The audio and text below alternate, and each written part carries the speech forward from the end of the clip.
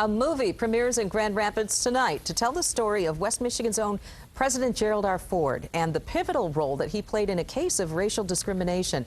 In 1934, the University of Michigan football team was set to play Georgia Tech, but because of Jim Crow laws, Georgia Tech refused to play unless U of M pulled its star player, Willis Ward. Teammate Gerald Ford stood up for his friend, launching a movement on campus in protest.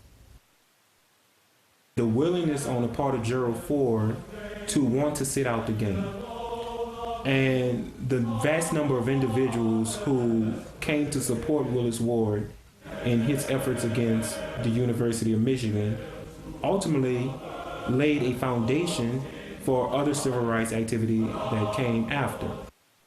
Ward eventually convinced Ford to play in the game, and they remained lifelong friends.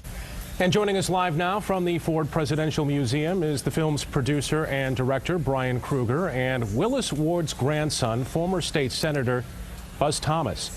Thanks so much for your time tonight, gentlemen. Brian, let me start with you. What do you hope to convey by retelling this story? Well, as we were just talking about earlier during the broadcast here, look, Gerald Ford's place in history is pretty solid, but a lot of people don't know that he had this type of character at such a young age. At 20 years old, he had no political aspirations ahead of him. He was just a guy sticking up for his friend.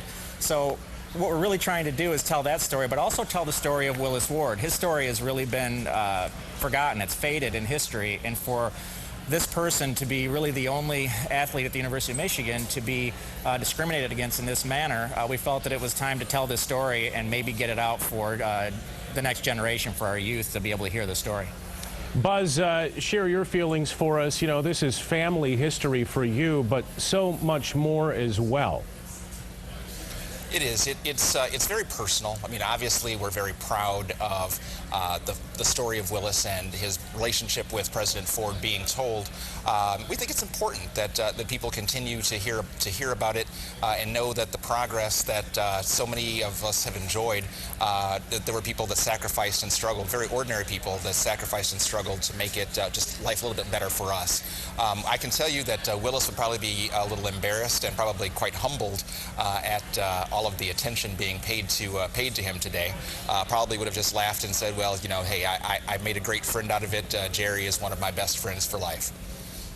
I'll put this question to both you guys. Do you think that by Gerald Ford protesting back in the 1930s, that ultimately laid the foundation for other civil rights activity that came after, decades after, really? I'll answer this first. I'll let Willis take a shot at it too. I think so, but I think on a personal basis for Gerald Ford personally, it absolutely affected his stance about civil rights, affirmative action. I mean, he was one of the first Republicans to sign on for the Voting Act and Civil Rights Act in the mid-'60s, well before his time, and that certainly played a part. I don't know, Buzz, on more of a global level? Yeah, you know, I mean, one, certainly Willis was a lifelong Republican because of probably his friendship with Jerry Ford and his support of the political career of Jerry Ford.